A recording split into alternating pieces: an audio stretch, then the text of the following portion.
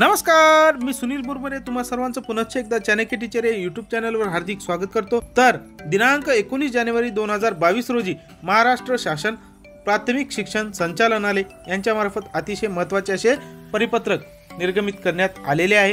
तर यामध्ये विषय आहे शिक्षक व शिक्षकेतर कर्मचाऱ्यांना 7वा वेतन आयोगाचा पहिला व दुसऱ्या हप्त्याबाबत। उपरोक्त संदर्भीय पत्रान्वये दिलेल्या निर्देशानुसार अर्थसंकल्पित निधी 7व्या वेतन आयोगाच्या पहिल्या व दुसऱ्या हप्त्यासाठी लागणारा निधी याबाबतची विगतवारीसह माहिती सादर करावयाची आहे।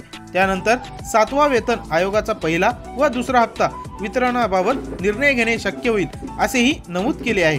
तरी प्रत्येक लेखशीर्षासाठी अर्थसंकल्पित निधी चालू वित्तीय वर्षातील वेतन दायित्वासाठी लागणारा निधी 7व्या वेतन आयोगाच्या पहिल्या व दुसऱ्या हप्त्यासाठी लागणारा निधी याबाबतची माहिती सोबतच्या विवरण पत्रात आजच सादर करण्यात यावी।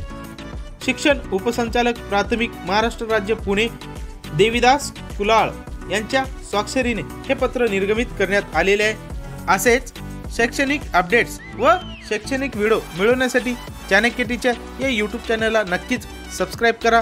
चला तर भेटूया पुढच्या व्हिडिओमध्ये एका नवीन माहितीसह। तोपर्यंत धन्यवाद।